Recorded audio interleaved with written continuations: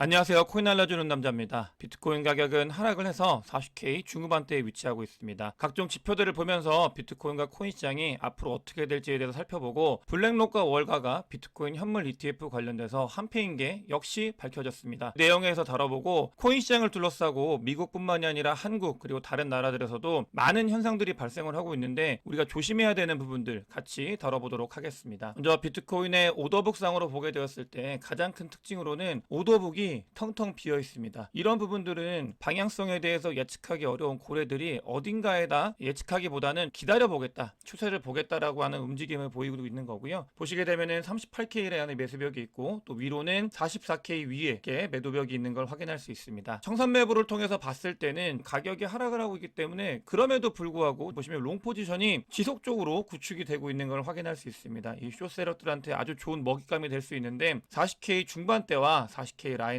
이 롱 포지션이 구축이 되고 있고 위로는 숏 포지션이 42K부터 두텁게 형성이 되고 있습니다. 장이 좋지 않지만 이 롱숏 포지션 같은 경우는 언제든지 이 위를 먹기 위해서 튈 수 있다라는 점 저희가 염두하고 트레이딩에 임해야 되겠습니다. 청산맵을 봤을 때 밑으로만 간 적은 없었던 것 같아요. 단기적인 변동성이 있었을 때는 밑으로도 가고 또 위로도 가고 이러면서 세력들이 모두 그냥 먹게 하는 그런 장이었는데 이번에 변화가 어떤 식으로 될지 한번 보면 되겠습니다. 비트코인이 최근에 하락을 하면서 변동성이 크게 확대가 되고 있습니다. 이런 변동성의 확대는 언제가 있었냐? 비트코인이 크게 올라왔을 때 44K까지 올라왔을 때 이 변동성이 확대된 걸 확인할 수 있는데 내려오면서 이 변동성이 역시 확대가 되고 있습니다. 하지만 이런 변동성들은 맥스치를 찍고 나면은 뒤에 추가적인 변동성은 잘 보이지 않기 때문에 조금 더 위로 갈 수는 있어도 변동성이 가장 큰 지점이다. 앞으로의 방향성은 달라질 수 있다라는 거를 온체인 데이터를 통해서 확인을 할 수 있고요. 또 쇼터멀도의 SOPR 자료를 오랜만에 또 한번 가지고 왔습니다. 이거 말씀을 드렸을 때 늘 있었죠. 이 쇼터몰도의 SOPR이 장이 반전되어 있는, 그러니까 상승장에서는 1 근처에 왔을 때 좋은 매수 포인트다 라고 늘 말씀을 드렸었고 그리고 나서 늘 반등이 있었는데 어찌됐든 간에 이 쇼터몰도의 SOPR이 1 근처로 내려왔다. 그만큼 단기적으로 돈을 버는 사람들이 줄어들었다. 이 말은 다시 말하면은 셀 프레셔가 많이 줄었다. 이런 것과 같다고 보시면 되겠습니다. 이런 온체인 데이터 상이 아니라 기술 지표를 보도록 하겠습니다. RSI 상으로 봤을 때 뭐 단기 트레이딩 하시는 분들이 이 RSI를 많이 참고하기 때문에 말씀을 드리는 건데 4시간 봉이거든요. 이걸 봤을 때 RSI 상으로도 이제 저점 근처에 와 있는 걸 확인할 수 있습니다. 이거는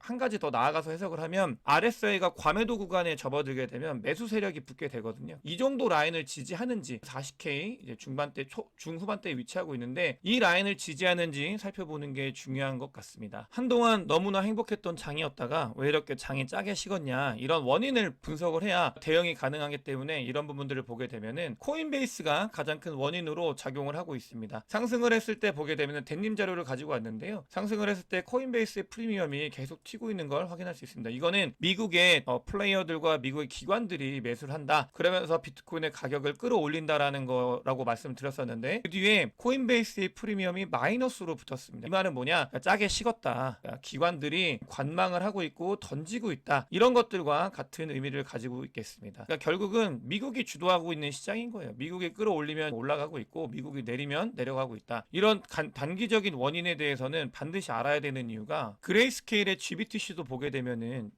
언급을 드렸었는데 캐시우드가 GBTC를 계속 팔면서 자기들의 포트폴리오 아크인베스트가 비트코인 현물 ETF가 승인이 됐을 때 자기들 걸 담아야 되기 때문에 판다고 말씀을 드렸어요. 그때 이후로 GBTC 또한 프리미엄이 다시 내려가고 있습니다. 이 부분은 기관의 움직임이라고 아주 많이 말씀을 드렸고 기관 중에는 아크도 당연히 있는 거고요. GBTC를 팔아가고 있기 때문에 아까 보였던 코인베이스 프리미엄과 이 GBTC 상으로 봤을 때 좋지 않은 모습을 보이고 있다. 이런 부분들을 확인할 수 있습니다. 그러니까 기관이 개인들도 식었잖아요. 그런 것처럼 기관이 아주 급격하게 짜게 식었다라는 걸 확인할 수 있습니다. 이 뿅망치와 모든 게 다 맞아떨어지고 있는 거라고 보시면 되겠고요. 비트맥스 어제 영상에서 말씀을 드렸습니다. 너무나 현명하게 트레이딩을 하는 사람들이고 이 사람들이 어떤 뷰를 보고 있는지에서 가지고 왔는데 OI가 한번 크게 꺾인 이후로는 뒤에 그냥 그대로 유지를 하고 있습니다. 이 말은 뭐냐? 롱으로도 아니고 숏으로도 아니고 이렇게 아까 말씀드렸던 변동성이 맥스 찍었다가 이제는 부분이 좀 내려갈 수 있다고 말씀을 드렸잖아요. 그것처럼 것처럼 변동성이 어디로 갈지, 방향성이 어디로 갈지 관망을 하고 있다. 관망을 하고 있다라고 보시면 되겠고요. 그런 움직임이 비트맥스의 펀딩 레이트로도 나타나고 있습니다. 제 영상을 보시는 분들은 이 뿅망치에 대해서는 너무나 잘 아셨을 텐데, 그런 구간에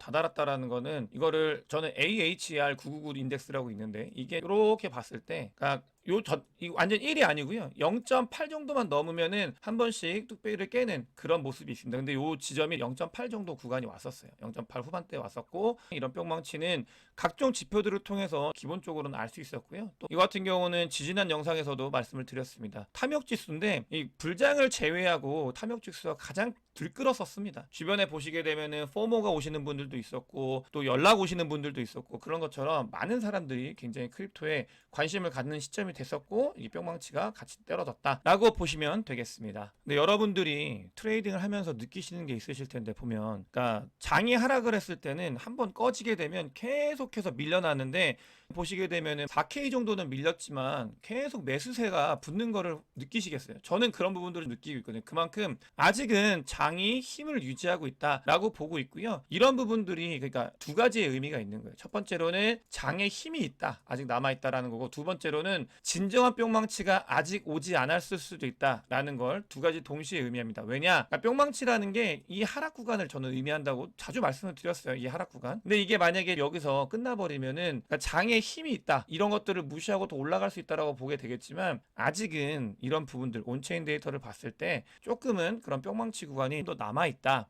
장이 단기적으로 좋아지고 단기적으로 하락하고 이런 게 아니라 추세적으로 이 뿅망치 구간에 접어들 가능성이 있다라는 거에 대해서 염두를 하면서, 앞으로 코인 시장 단기적으로는 힘들 수도 있구나라는 걸 인지하고 24년도 25년도를 봐야 된다, 이렇게 인지한 다음에 장이 좋아지면 너무 좋은 거긴 하니까 그렇게 대비를 하시는 게 좋다라는 게 온체인 데이터들이 같이 이야기를 해주고 있습니다. 또 그러면서도 장에 힘이 있는 이유가 뭐냐면, 아까 말씀드렸던 것처럼 느끼시기에 계속 매수세가 붙잖아요. 그런 것들은 실제로 이 선물의 펀딩 레이트를 봤을 때도 지표로 지키고 있습니다. 이런 것들이 언제냐면은, 그러니까 루나 사태 때, FTX 때 보면은 음펀비, 그러니까 보통은 양펀비예요. 뭐냐면 롱 포지션을 보는 사람들이 많습니다. 선물 때 비트코인에 대해서. 하지만 큰 일이 생겼을 때는 이렇게 음펀비가 발생을 합니다. 근데 아직 음펀비가 코인 시장에 발생을 안 했습니다. 말씀드린 것처럼 이건 두 가지입니다. 첫 번째로는 장에 힘이 있다, 두 번째로는 아직 진정한 뿅망치가 오지 않았다. 이런 것들을 두 가지로 모두 해석을 할 수 있기 때문에 여러분들께서도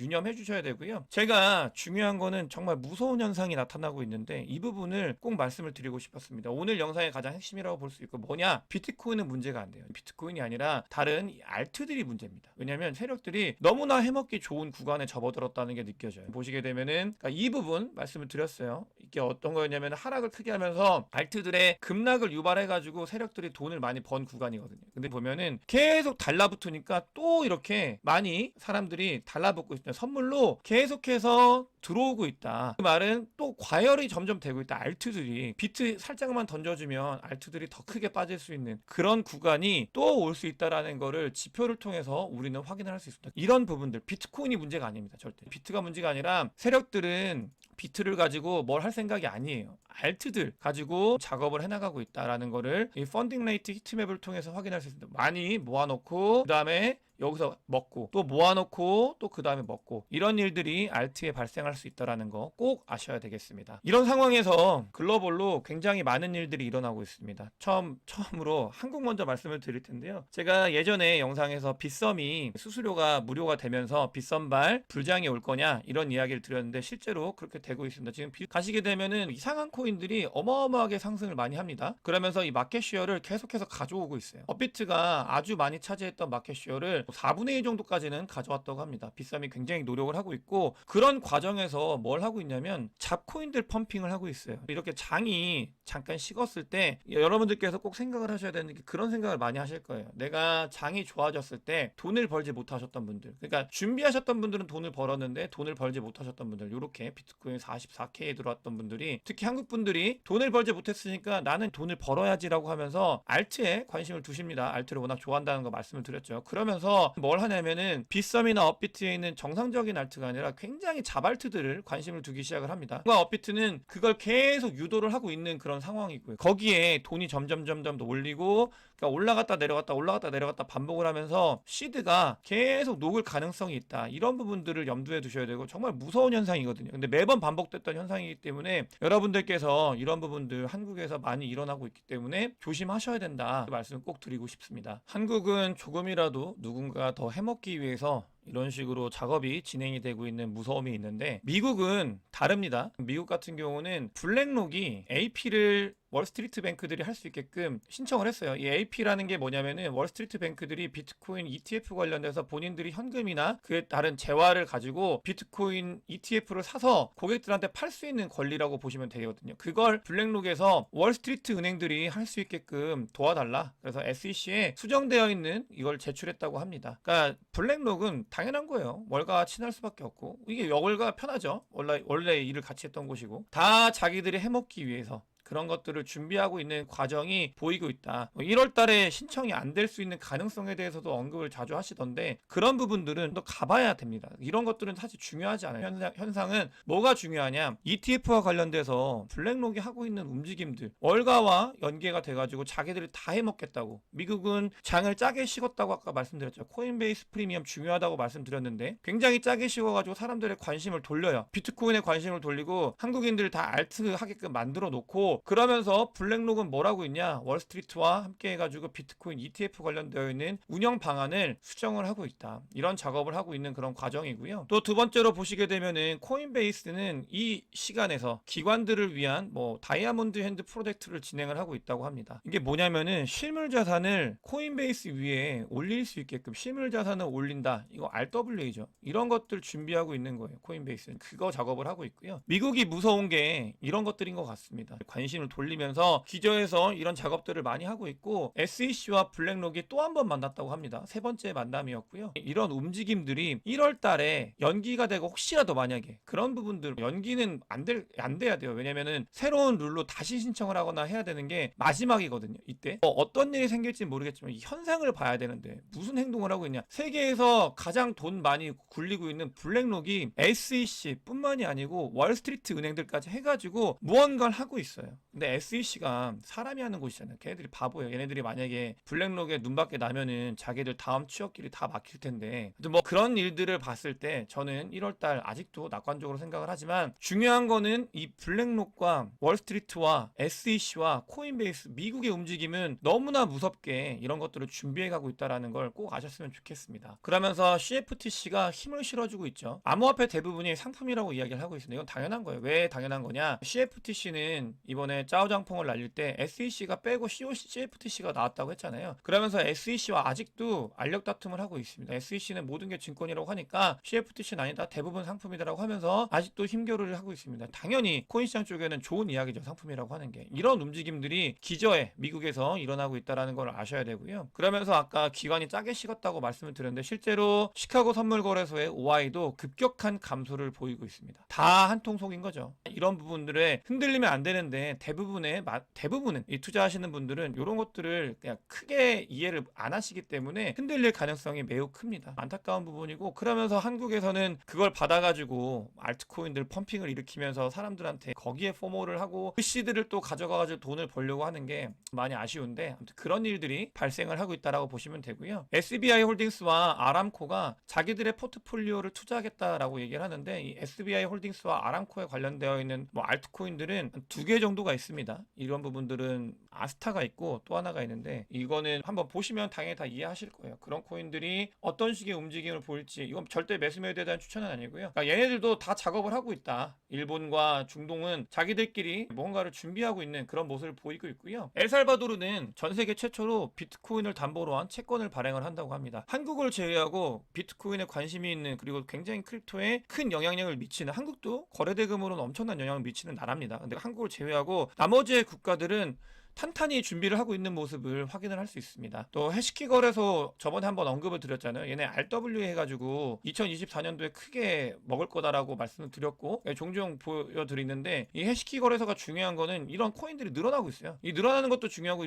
뭐가 늘어나고 있는지를 보시게 되면은 중요한 거는 덱스 이런 류들 그 다음에 RWA들 이런 것들이 큼직큼직하게 늘어나고 있고 이 해시키 거래소 이것뿐만이 아니고 봐야 되는 거는 홍콩도 라이센스를 많이 내주면서 이 블록체인과 코인 시장에 큰 영향을 행사하기 위한 준비를 해나가고 있는 거를 확인할 수 있습니다. 이런 변화들 얘네들은 다 크게 보면서 2024년도 2025년도에 큰 몫을 가져가려고 준비를 하고 있구나. 여러분들께서도 조금 늦게 들어오신 분들이 포멀 느끼셔가지고 빗썸이나 업비트에 있는 정말 처음 들어보는 자발트들 펌핑됐다고 그런 것들 매수매도 하지 마시고 큰 그림을 그리시면서 투자에 임했으면 좋겠습니다. 그 이유는 똑똑하신 분들은 비트코인 1000개 이상 들고 계신 분들은 어떤 장이든 간에 계속 모아가고 있어요. 그런 것들을 보면서 이 시장에서 돈을 어떻게 벌어야 되는지 많이 공부를 하고 한국 분들이 투자를 많이 하시거든요. 정말 코인 시장의 큰 손이기 때문에 중요한 부분이고 중요한 분들이기 때문에 더 잘 되셨으면 좋겠다는 생각을 가지면서 오늘 영상 마치도록 하겠습니다. 영상이 도움이 되셨으면 구독과 좋아요, 많은 공유, 댓글 부탁드리겠습니다. 영상 봐주셔서 대단히 감사합니다.